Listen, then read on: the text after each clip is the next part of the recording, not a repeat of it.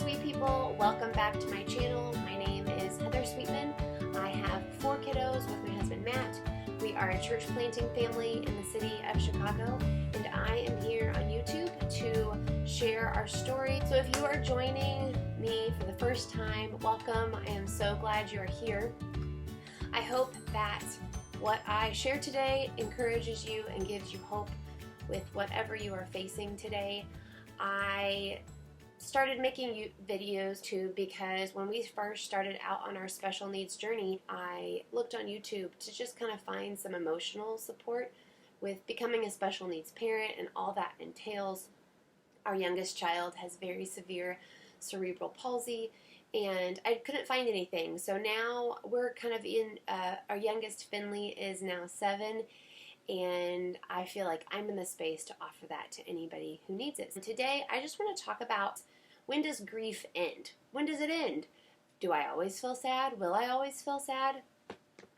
Let me preface everything that I am going to say with, I am not a licensed counselor. I am not a professional of any kind other than being, I guess, I feel like all moms are professionals in some sense. We're in the profession of momming.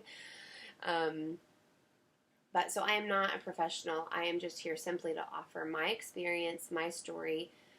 I don't know about you, but I am really helped and encouraged by hearing other people's stories.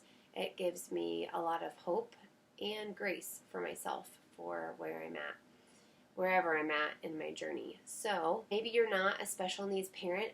The people I talk with a lot don't really share my story, but there is kind of this shared experience. I think grief really has the same themes.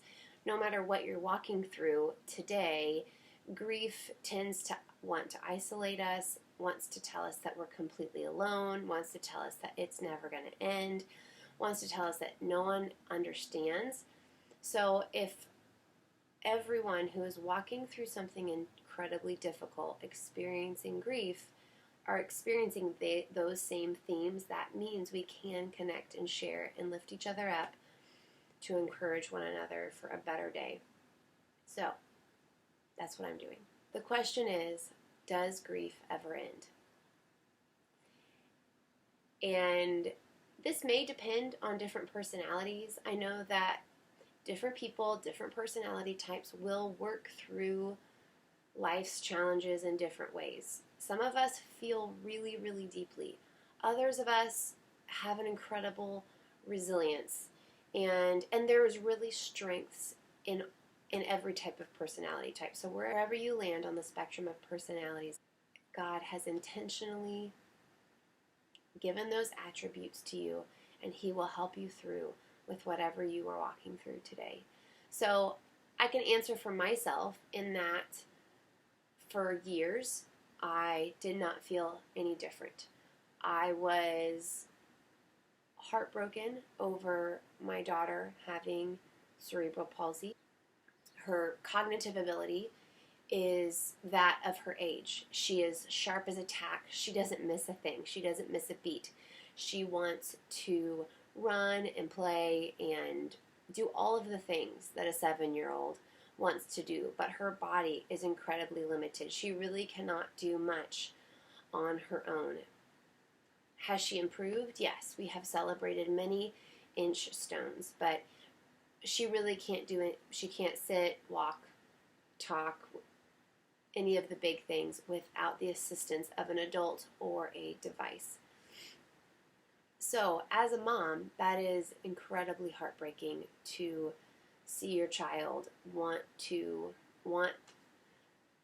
be a kid, but their body is physically holding them back. And then there is a physical toll as you, as a parent, give your own body to, like, your own strength to making ways for your child to experience some of those things.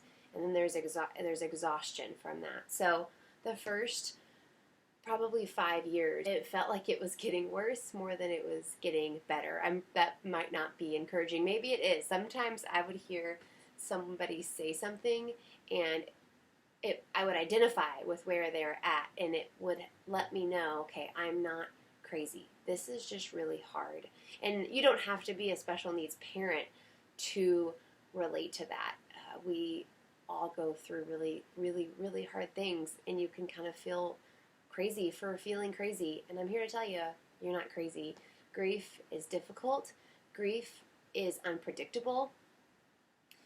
And one of my friends she's one of my dearest friends, she's gone through something incredibly tragic and different to me, but again, we connect over the themes of grief, not necessarily shared experiences, but we can relate very, very much. So I was having breakfast with her a while ago, and she said to me, I just feel like grief is like the ocean.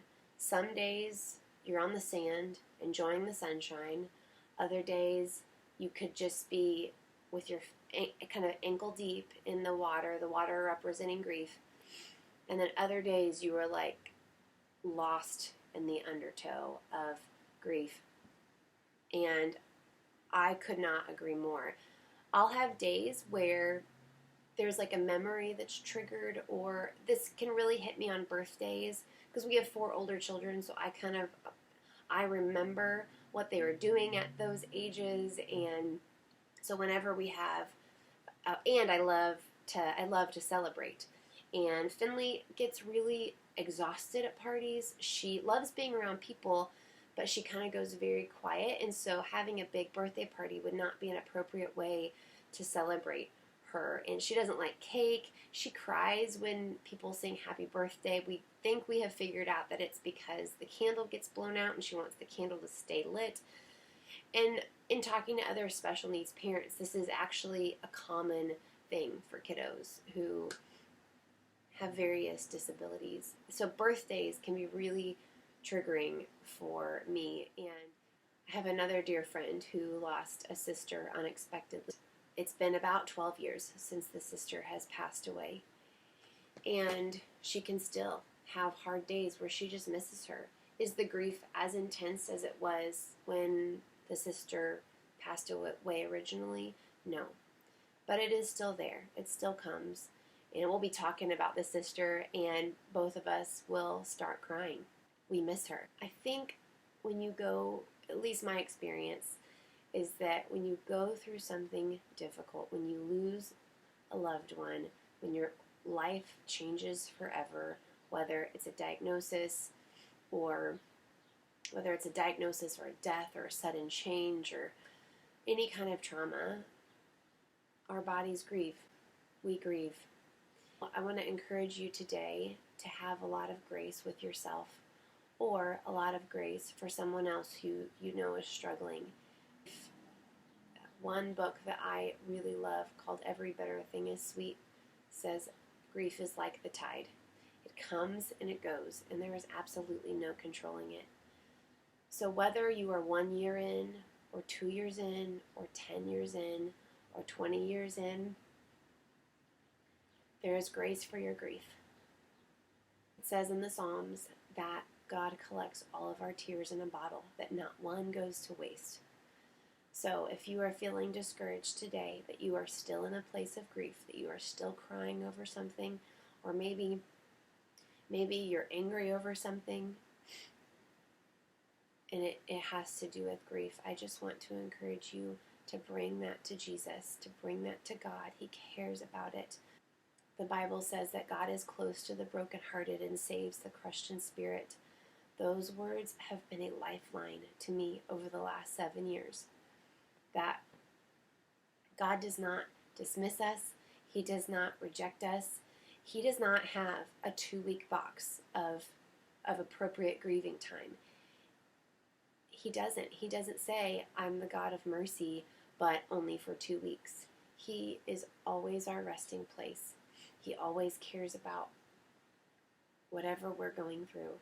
So the answer to the question is, I don't know, and I don't know if there is. But that's okay. There's grace for that. I hope you're blessed today by this. Thank you so much for joining me. If you were encouraged by this, go ahead and subscribe and hit the like button. That helps me to continue to do what I do, and it gives me good feedback.